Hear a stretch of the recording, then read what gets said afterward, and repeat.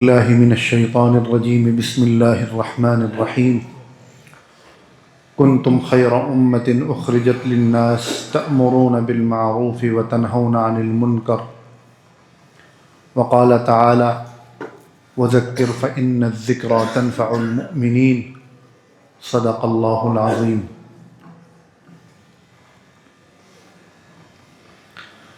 اللہ تعالیٰ نے اپنے فضل سے اپنے کرم سے ہمیں مسلمان بنایا ہے اور ایمان کی دولت سے مالا مال فرمایا ہے۔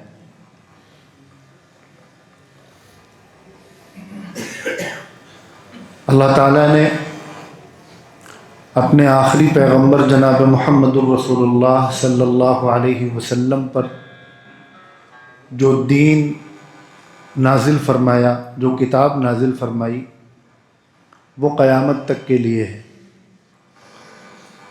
اور آپ کا لایا ہوا دین، آپ کی لائی ہوئی شریعت، آپ کا لایا ہوا قانون، یہ بھی قیامت تک کے لیے ہے۔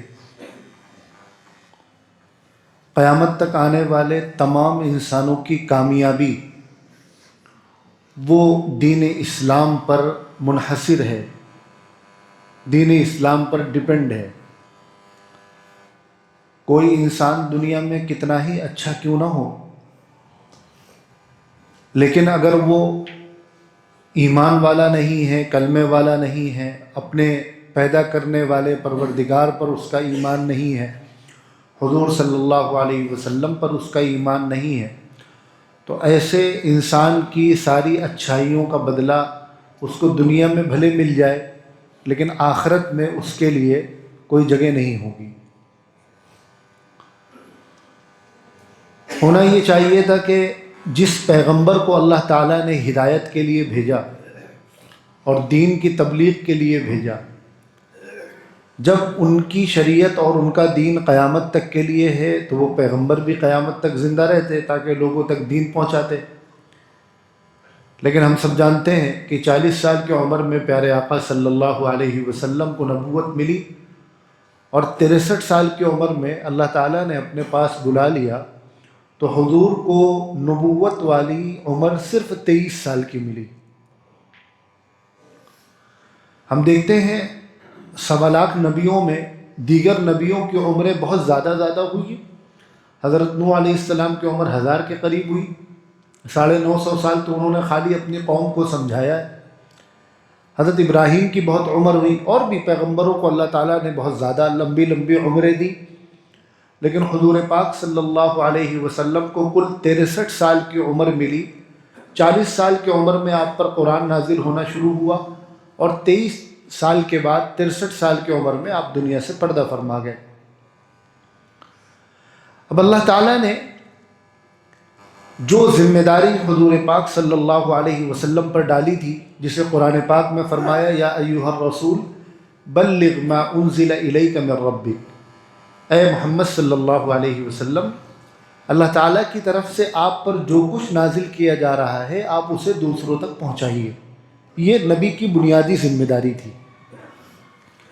پھر ایک جگہ نبی کی ذمہ داریوں میں فرمایا کہ یہ یتلو علیہم آیاتی ویزکیہم ویعلمہم الکتاب والحکمہ، کہ نبی 4 کام کرتے ہیں، قرآن کی تلاوت کرتے ہیں تمہارے سامنے، تمہارے دلوں کی صفائی کرتے ہیں، تمہیں کتاب و حکمت کی تعلیم دیتے ہیں۔ یہ کام نبی کے بتلائے گئے۔ حضور پاک صلی اللہ علیہ وسلم کے دنیا سے جانے کے بعد چونکہ دین قیامت تک کے لیے، اور قیامت تک الگ الگ طرح کے لوگ آئیں گے، دنیا بہت بڑی ہے، الگ الگ زبان کے، الگ الگ کلچر کے، الگ الگ ماحول کے لوگ، تو ان تک یہ دین کیسے پہنچے گا؟ نبی کی جو ذمہ داری تھی کہ جو کچھ نازل ہو رہا ہے اسے دوسروں تک پہنچاؤ، تو دوسروں تک یہ دین کیسے پہنچے گا؟ یہ ایک سوال۔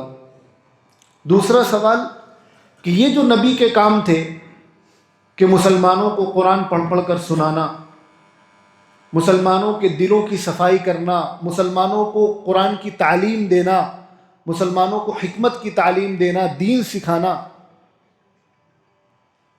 مسلمانوں کو گناہ سے بچانا، مسلمانوں کو جہنم سے ڈرانا اور مسلمانوں کو جنت کا شوق دلانا، یہ جو نبی کے کام ہیں، یہ اس کی ضرورت قیامت تک کے لیے ہے، اور نبی دنیا سے چلے گئے تو اب یہ کام کیسے ہوگا اور یہ کام کون کرے گا؟ اس کے لیے اللہ تبارک و تعالی نے اس امت کو یہ ذمہ داری عطا فرمائی کہ یہ امت یہ کام کرے۔ چنانچہ قرآن پاک میں ارشاد فرمایا کنتم خیر امہ، تم بہترین امت ہو۔ کہا تو یہ صحابہ کرام سے جا رہا ہے، لیکن سارے مسلمان اس میں داخل ہوں گے صحابہ کرام کے واسطے سے، کہ تم بہترین امت ہو، اخرجت للناس، تمہیں لوگوں کو فائدہ پہنچانے کے لیے، لوگوں کی بھلائی کے لیے بھیجا گیا ہے۔ تم میں اور دوسروں میں یہ فرق ہے، دوسرے لوگ ہیں وہ دنیا میں آئے ہیں اپنے فائدے کے لیے، اپنی زندگی اچھی ہو، اپنا کاروبار اچھا ہو، اپنے بچوں کی تعلیم اچھی ہو، خود باعزت زندگی گزاریں، لیکن تم صرف اس لیے نہیں بھیجے گئے، اخرجت للناس، تم دوسرے انسانوں کی بھلائی کے لیے بھیجے گئے ہو، دوسرے انسانوں کو فائدہ پہنچانے کے لیے بھیجے گئے ہو۔ پھر آگے ایک ذمہ داری عائد کی، کیا فرمایا؟ تأمرون بالمعروف وتنہون عن المنکر، لوگوں کو اچھی باتوں کی طرف بلانا اور بری باتوں سے روکنا، اچھائیوں کا حکم دینا اور منکرات یعنی گناہ کے کاموں سے، غلط کاموں سے لوگوں کو روکنا، یہ تمہاری ذمہ داری ہے۔ اسی طرح حضور پاک صلی اللہ علیہ وسلم نے ایک موقع پر ارشاد فرمایا بلغوا عنی ولو آیا، کہ میں تم کو جو چیز بتلاتا ہوں تم وہ دوسروں تک پہنچاؤ، دوسروں کو بتلاؤ۔ تو گویا کہ جو ذمہ داری حضور پاک صلی اللہ علیہ وسلم کی تھی دین کی دعوت کی، دین کی تبلیغ کی، وہ ذمہ داری امت کو حوالے ہوئی۔ حضور کی جو ذمہ داری تھی برائیوں سے روکنے کی اور اچھائیوں کے دعوت دینے کی، وہ ذمہ داری امت پر عائد ہوئی۔ اور حضور کی جو ذمہ داری تھی یتلو علیہم آیاتی ویزکیہم ویعلمہم الکتاب والحکمہ، قرآن سکھانا، قرآن پڑھانا، دلوں کی صفائی کرنا، مسلمانوں کی تربیت کرنا، یہ ذمہ داری بھی اللہ تعالیٰ نے امت کے حوالے کی۔ اور ہر دور میں اللہ تعالیٰ نے اپنے کچھ ایسے بندوں کو منتخب کیا کہ جو نبی والا علم حاصل کرتے ہیں، نبی والی تعلیم حاصل کرتے ہیں، قرآن سیکھتے سکھاتے ہیں، حدیث سیکھتے سکھاتے ہیں، اور وہ امت کی تربیت کرتے ہیں، امت کے دلوں کی صفائی کرتے ہیں، امت تک اچھی باتیں پہنچاتے ہیں اور انہیں بری باتوں سے روکتے ہیں۔ خود صحابہ کرام میں ایسے افراد موجود تھے جو دوسرے صحابہ کی تربیت کیا کرتے تھے، جو دوسرے صحابہ کو واعظ و نصیحت کیا کرتے تھے، جو دوسرے صحابہ کو سمجھایا کرتے تھے۔ پھر جب صحابہ کرام کے بعد تابعین کا دور آیا تو اس وقت جو صحابہ کرام حیات تھے اور تابعین میں ایسے لوگ، ایسے بڑے لوگ موجود تھے جو اپنے سے جونیئر کو، دوسرے لوگوں کو سمجھاتے تھے، دین سکھاتے تھے۔ اور یہ سلسلہ اس وقت سے آج تک جاری ہے کہ امت میں کچھ ایسے لوگ ہر دور میں موجود رہیں گے جو امت کی تربیت کریں گے، جو امت کو دین سکھائیں گے، جو امت کو امر بالمعروف اور نہی عن المنکر کا فریضہ انجام دیں گے۔ اب ظاہر ہے ان سارے کاموں کے لیے سب سے بنیادی چیز، سب سے بڑی ضرورت کیا ہے؟ قرآن کا علم ہو، پھر اس کے بعد حدیث کا علم ہو، پھر اس کے بعد ہمارا جو لٹریچر ہے دین کا وہ سارا عربی زبان میں ہے تو عربی کا علم ہو۔ ان سارے علوم کو جو لوگ سیکھ لیتے ہیں انہیں عالم دین کہا جاتا ہے، انہیں مولانا صاحب کہا جاتا ہے، اور جو اس میں تھوڑا سا اور اسپیشلائزیشن کر لیتے ہیں انہیں مفتی کہا جاتا ہے۔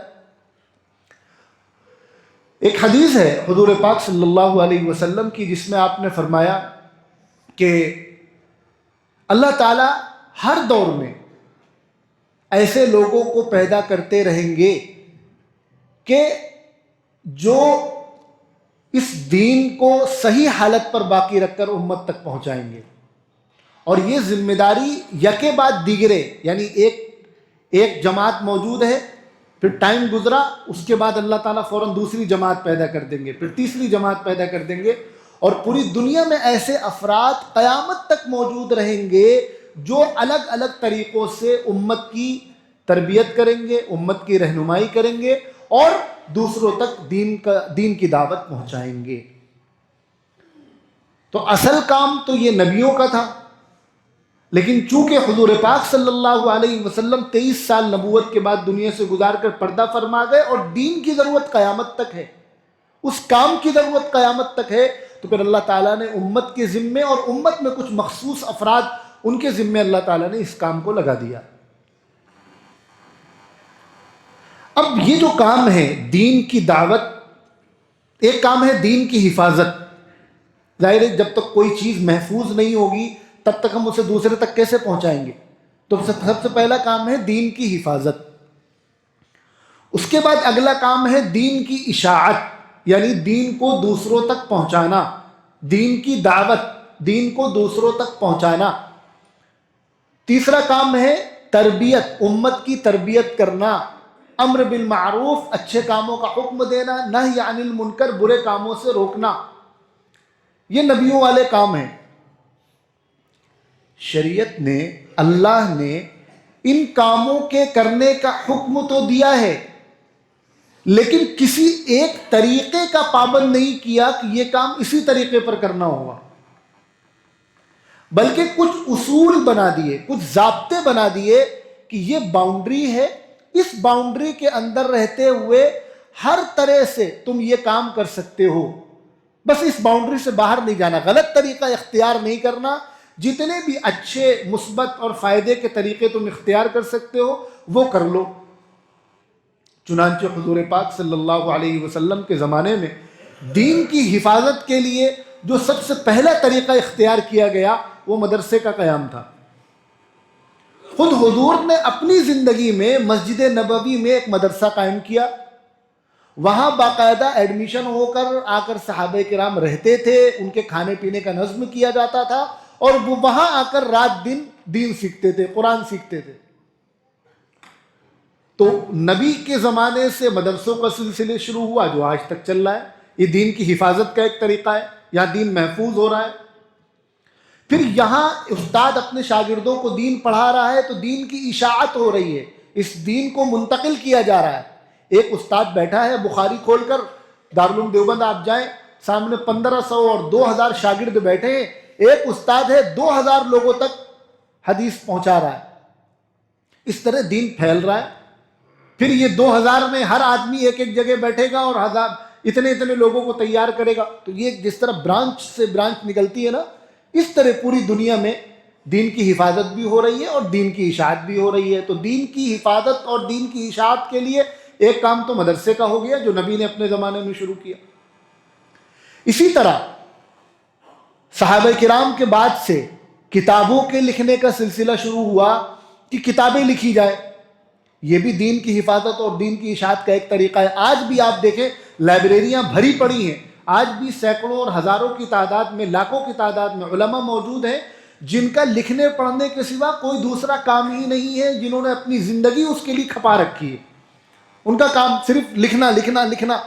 آپ کسی بھی موضوع پر کتاب چاہیں آپ کو کتاب مل جائے گی۔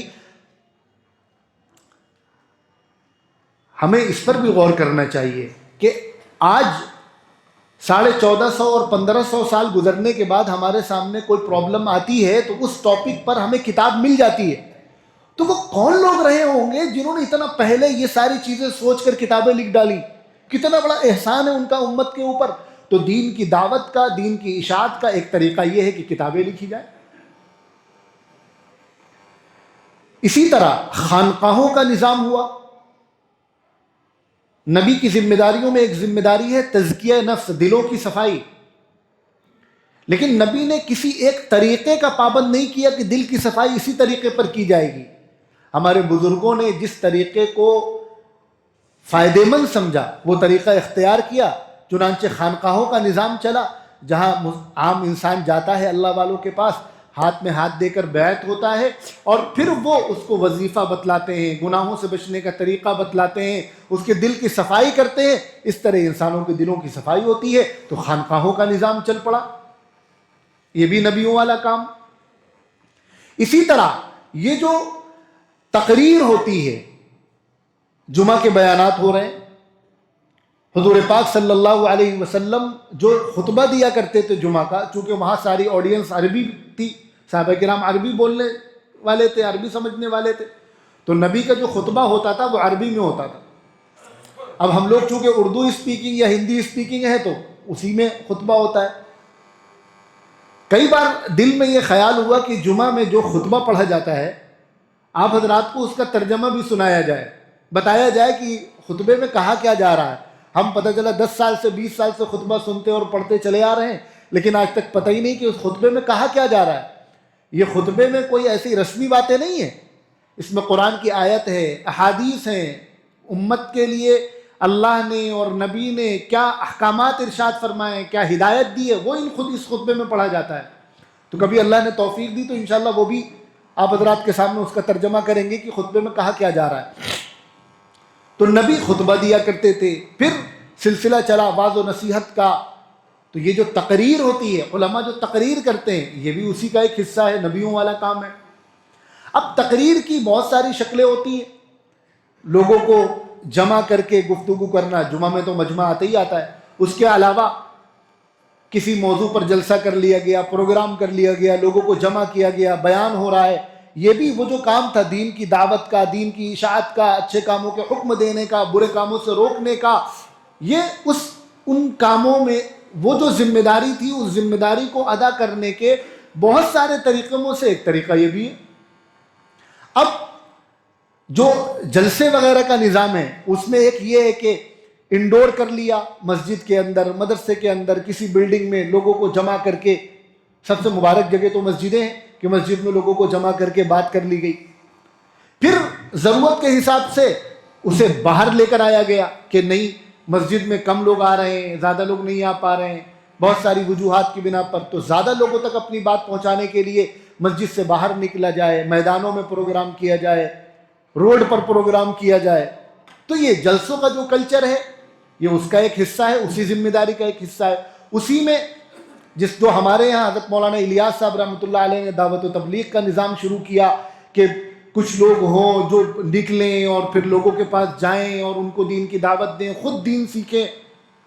ایک تو یہ ہوتا ہے کہ اپنے گھر میں رہتے ہوئے یوں سیکھ لیا، ایک یہ کہ اسی نیت سے آدمی نکلے 3 دن کے لیے، 40 دن کے لیے، 4 مہینے کے لیے۔ تو یہ جو نظام ہے 3 دن کا، 40 دن کا، 4 مہینے کا، 1 سال کا، یہ ترتیب ہمارے بزرگوں کی بنائی ہوئی ہے، کیونکہ اللہ تعالیٰ نے کسی طریقے کا پابند نہیں کیا، حکم دیا ہے، لیکن ہمارے بزرگوں کو یہ طریقہ سمجھ میں آیا کہ ایک نظام یہ بھی ہے، اس ترتیب پر لوگوں کو باہر نکالا جائے تو ان کے لیے دین سیکھنا آسان ہو جائے گا۔ جب اپنا سارا کام دام، گھر بار، دوست یار سب کو چھوڑ کر نکلیں گے کہ بھائی 3 دن کے لیے نکلنا ہے، کیوں؟ دین سیکھنے کے لیے، تو ظاہر سی بات ہے اس کا اپنا فائدہ ہوگا۔ تو یہ دعوت و تبلیغ کا نظام چل پڑا اور اس کی برکت سے پوری دنیا میں اللہ تعالیٰ نے اس کام کو پہنچایا۔ یہ ہمارے بزرگوں کے اخلاص کی برکت تھی۔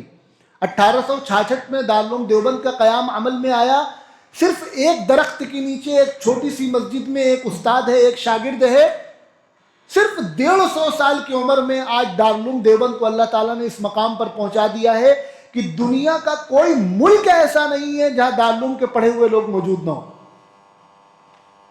ایک بزرگ کہنے لگے کہ مجھے اللہ تعالیٰ نے پوری دنیا میں جانے کا موقع عطا فرمایا، میں ایسی ایسی جگہ گیا ہوں جنہیں دنیا کا آخری کنارہ کہا جاتا ہے، ایسی جگہ گیا ہوں جہاں 6 مہینے دن 6 مہینے رات ہوتی ہے، لیکن کوئی جگہ ایسی نہیں ملی جہاں دارالعلوم کا کوئی فیض یافتہ موجود نہ ہو۔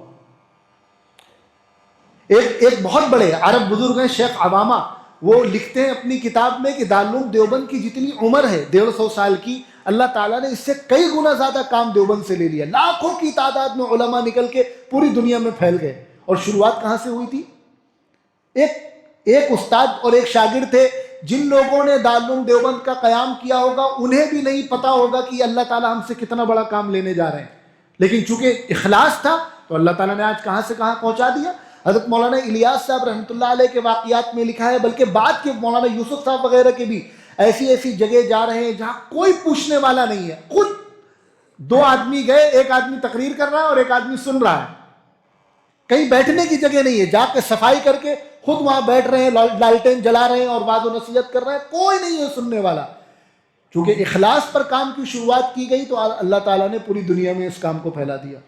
تو یہ سارے طریقے ہیں جو میں نے بات شروع میں عرض کی، دین کی دعوت کے، دین کی اشاعت کے، امر بالمعروف کے اور نہی عن المنکر کے. یہ سارے طریقے ہیں.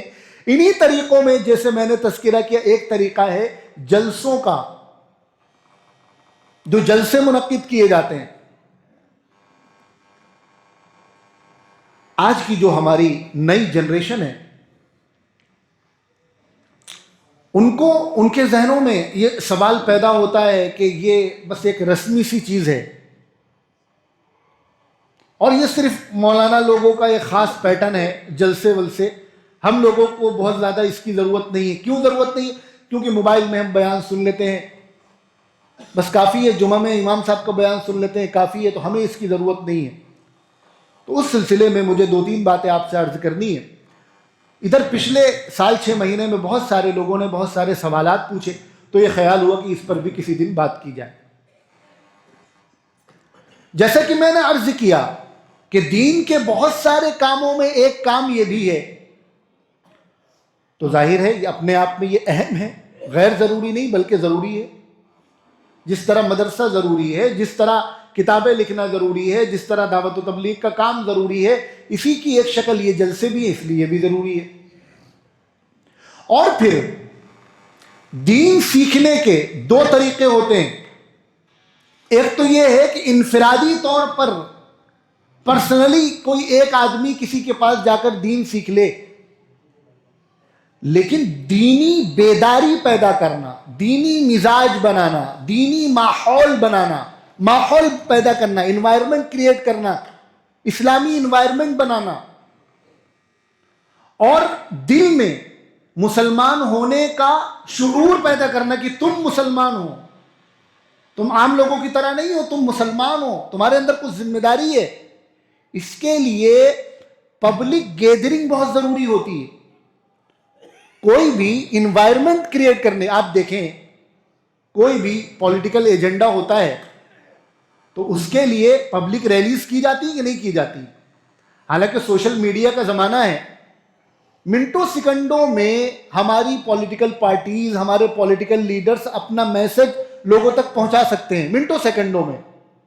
لیکن اس کے باوجود ریلی بھی ہو رہی ہے، پروگرام بھی کیے جا رہے ہیں، یاترائیں نکالی جا رہی، 4-4 ہزار کلومیٹر دور چل رہے ہیں پیدل. کیوں؟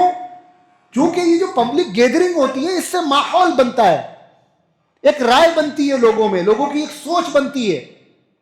اسی طرح مسلمانوں کے اندر دینی ماحول پیدا کرنے کے لیے، دینی سوچ پیدا کرنے کے لیے، یہ احساس پیدا کرنے کے لیے کہ تم مسلمان ہو اور تم اسلامی معاشرے میں رہ رہے ہو، یہ جو پبلک گیدرنگ ہوتی ہے اس کا بہت فائدہ ہوتا ہے. اور پھر ایٹ اے ٹائم بہت سارے لوگوں تک اپنی بات آسانی سے پہنچائی جا سکتی ہے. ابھی کرونا آیا تو بہت سارے اسکولوں نے، بہت سارے انسٹیٹیوٹ نے آن لائن کلاس کا سسٹم رکھا. اب آپ خود اس کا تجربہ آپ کو ہوا ہوگا کہ خود اسکول جا کر استاد کے سامنے بیٹھ کر پڑھنے کا جو فائدہ ہے وہ آن لائن پڑھنے کا فائدہ نہیں ہے. اسی طرح کسی اللہ والے کے سامنے بیٹھ کر اس کی بات سننے کا جو فائدہ ہے، اس کو دیکھنے کا، ڈائریکٹ اس کی بات سننے کا، اس کی مجلس میں، اس کی صحبت میں بیٹھنے کا، وہ موبائل میں سننے کا فائدہ نہیں ہے. موبائل سے علم تو مل جائے گا، نالج تو مل جائے گی، لیکن وہ جو دین کا نور ہے، وہ جو نسبت ہے، وہ خود پاس بیٹھ کر ٹرانسفر ہوتی ہے اور منتقل ہوتی ہے.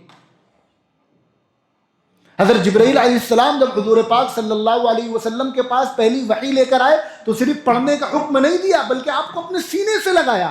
کیوں؟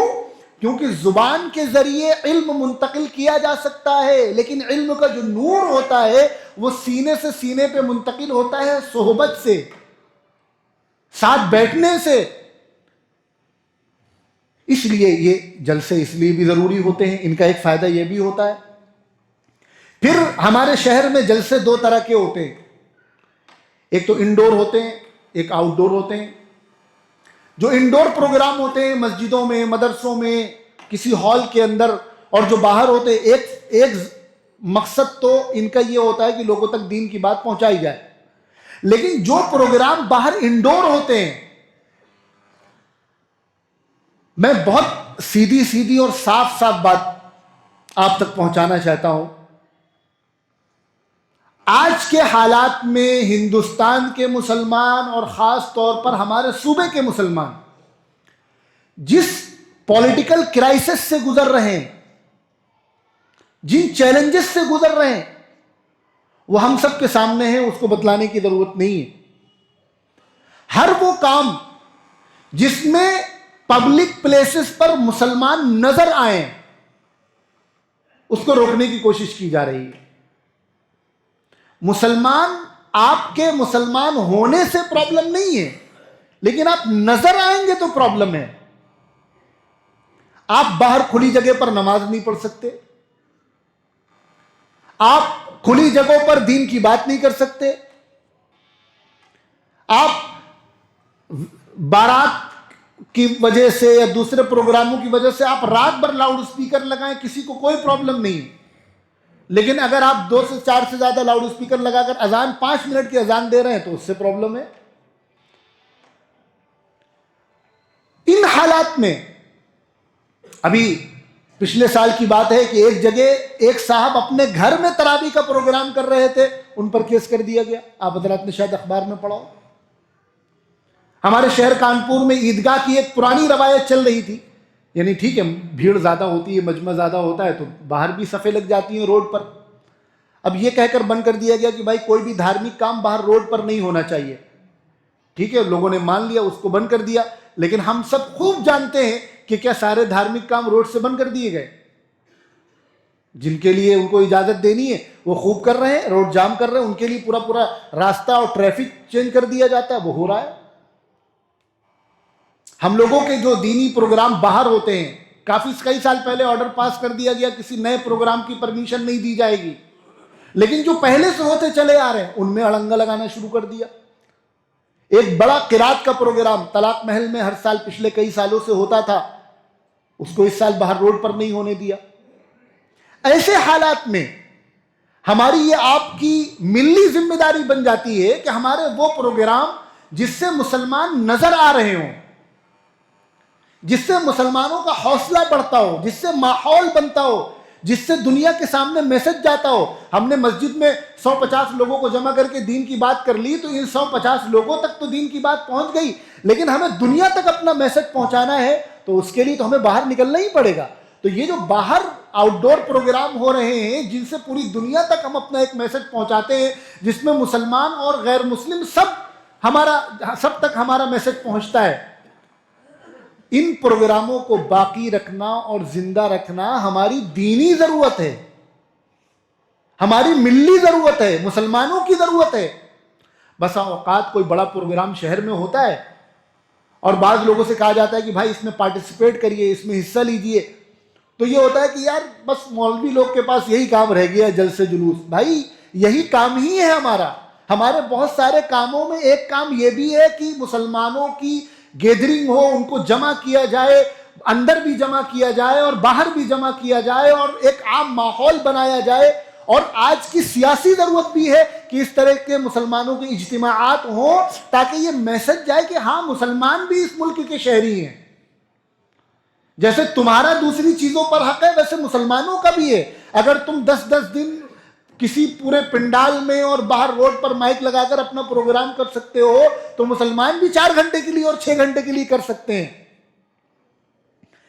اور پھر ایسے حالات میں جب اتنی کچھ پابندیاں لگائی جا رہی ہوں، ایسے میں باہر کسی مقام پر کوئی پروگرام ہونا، قرآن کی تلاوت ہو رہی ہے اور پھر نعت پڑھی جا رہی ہے، پھر علماء کے بیان ہو رہے ہیں، اللہ رسول کا تذکرہ ہو رہا ہے، نماز کی بات ہو رہی ہے، روزے کی بات ہو رہی ہے، بری باتوں سے روکا جا رہا ہے، دین کا پیغام عام کیا جا رہا ہے. اور پھر ایسے جگہوں پر جہاں مکس آبادی ہو، جہاں ہر کسی تک میسج پہنچ رہا ہو، آج کے زمانے میں جو اتنی نفرت پھیلائی جا رہی ہے، اس ماحول میں یہ مزید ذمہ داری بڑھ جاتی ہے کہ ہم اپنا پیغام، اسلام کا سچا صحیح پیغام، حضور کی سچی اور صحیح تعلیم یہ دوسروں تک پہنچائیں اور ان کی غلط فہمیوں کو دور کریں. اور آپ پرسنلی جا کر نہیں سمجھا سکتے کیونکہ اتنی پابندیاں لگا دی گئی ہے، آپ سے کہیں گے بھیا یہ تو دھرم پریورتن کروا رہے ہیں. تو بھائی ہم مسلمانوں کا مجمع جمع کر کے لاؤڈ اسپیکر لگا رہے ہیں کہ جو بھی سچائی جاننا چاہتا ہے، سچ سننا چاہتا ہے، وہ آئے اور سنے کہ اسلام کیا ہے اور دین کیا ہے. میڈیا کے پروپیگنڈے کا شکار ہو کر کوئی اپنا ذہن نہ بنائے.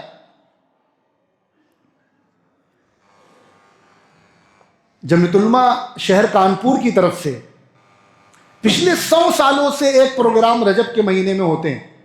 100 سال سے زائد عرصے ہو گئے. شہر کانپور کے سب سے پرانے پروگرام رجب کی آخری تاریخوں میں اللہ تعالیٰ نے اپنے پیغمبر جناب محمد رسول اللہ صلی اللہ علیہ وسلم کو معراج کا سفر کرایا تھا. تو اس کی نسبت سے اجلاس معراج النبی کے عنوان سے 3 دن کے پروگرام رجبی گراؤنڈ پریڈ میں ہوتے ہیں. اب آپ اندازہ لگائیے وہ کیسا علاقہ ہے. شہر کا بالکل ہارٹ آف سٹی ہے، مکس آبادی ہے، ہر طرح کے لوگوں تک اندر بھی مائک لگتا ہے، باہر بھی لگتا ہے، لوگوں تک دین کی بات پہنچتی ہے. یہ پروگرام آج سے سٹارٹ ہو رہے ہیں. 16، 17، 18 جنوری جمعہ، سنیچر، اتوار کو پریڈ گراؤنڈ میں یہ پروگرام ہوں گے. اتنے پرانے پروگرام ہونے کے باوجود ہر سال یہ کوشش ہوتی ہے کہ ان کو پرمیشن نہ مل پائے، کوئی نہ کوئی اس میں اڑچن لگا دی جائے. اور ہم لوگوں کو محنت کرنی پڑتی ہے. اچھا خاصا بجٹ لگتا ہے، اچھا خاصا خرچ ہوتا ہے 3 دن کے پروگرام میں. باہر کے علماء آتے ہیں، پورا اتنا بڑا میدان، اس میں پورے میں ٹینٹ لگایا جاتا ہے، پنڈال سجایا جاتا ہے، اسٹیج لگتا ہے. لیکن سننے والے کتنے ہیں؟ 200 لوگ، 150 لوگ. ان پروگراموں کو زندہ رکھنا یہ صرف کسی ایک فرد کی یا کسی ایک آرگنائزیشن کی ذمہ داری نہیں ہے. آج کے حالات میں تمام مسلمانوں کی ذمہ داری ہے کہ ہمارے وہ پروگرام جو باہر ہوتے چلے آ رہے ہیں ہم ان کو زندہ رکھیں، ان کو باقی رکھیں. یہ ہماری پہچان اور ہماری شناخت بن چکے ہیں. اگر یہ بند کر دیے گئے تو اس سے ہم کمزور ہوں گے اور ہمارے اندر کمزوری پیدا ہوگی سیاسی طور پہ. ہمیں ہر سال محنت کرنی پڑتی ہے، شہر میں جانا پڑتا ہے، لوگوں کے پاس بات کرنی پڑتی ہے، لیکن اس کا کوئی خاص فائدہ اب تک تو نظر نہیں آیا. اس سال بھی یہ پروگرام، آج پہلا دن ہے، کل دوسرا دن، کل ایک خاص پروگرام نوجوان لڑکے لڑکیوں کے لیے رکھا گیا ہے کہ جو گھریلو معاملات، میاں بیوی کے جھگڑے، ساس بہو کے جھگڑے، ننند باوت کے جھگڑے، اس کو لے کر ایک خاص پروگرام رکھا ہے جس میں نوجوان لڑکے لڑکیوں پر اسی ٹاپک پر گفتگو کی جائے گی. اسکرین لگا کر پورا پریزنٹیشن دکھایا جائے گا کہ کیا کیا ایشوز ہوتے ہیں اور ان کو کس طرح ہم ان کا حل کر سکتے ہیں تاکہ گھروں میں جھگڑے کم ہوں. تو ہمارے جو نوجوان دوست ہیں، چاہے لڑکے ہوں لڑکیاں ہوں، وہ اس میں شریک ہوں، شادی ہو چکی ہے یا ہونے والی ہے، ان کو شریک ہونا چاہیے اس میں. تیسرے دن اتوار کو دوپہر میں 1:30 بجے سے 4 بجے تک خاص عورتوں کے لیے اسی عنوان پر ایک پروگرام رکھا گیا ہے. تو یہ میں نے جو بات شروع میں عرض کی کہ دین کی دعوت، دین کی اشاعت، دین کی حفاظت، امر بالمعروف نہی عن المنکر، یہ امت کی ذمہ داری ہے. اور اس کے بہت سارے طریقوں میں ایک طریقہ یہ بھی ہے کہ اس طرح جلسے کر کے لوگوں تک دین کی بات پہنچائی جائے. اور آج کے حالات میں ان جلسوں کے کیا کیا فائدے ہیں اور یہ کیوں ضروری ہے وہ بھی میں نے آپ کو بتلایا. آج سے یہ جلسے شروع ہو رہے ہیں. اب یہ ہماری آپ کی ذمہ داری ہے کہ ہم اس میں شریک ہوں، ان سے استفادہ کریں، فائدہ اٹھائیں، اپنی زندگیوں کو بدلیں اور دنیا کو یہ میسج دیں کہ ہماری جو روایات چلی آ رہی ہیں سالوں سے، ہم اس میں 1 انچ بھی کمپرومائز کرنے یا پیچھے ہٹنے کو تیار نہیں ہے. جس طرح دین کے سارے کاموں میں مسلمانوں کی دلچسپی ہے، اسی طرح اس کام میں بھی پوری دلچسپی کے ساتھ ہم شریک ہوتے ہیں، فائنینشیل سپورٹ بھی کرتے ہیں اور خود بھی ان پروگراموں میں شریک ہوتے ہیں تاکہ کل کو کسی حکومت کی یا کسی ایڈمنسٹریشن کی یہ ہمت نہ پڑے کہ وہ ان پروگراموں پر روک لگا سکے اور انہیں بند کر سکے. اللہ تعالی ہم سب کو بطور امت، بطور ملت، بطور ایک قوم بیداری کے ساتھ، زندہ دلی کے ساتھ جینے کی توفیق عطا فرمائے.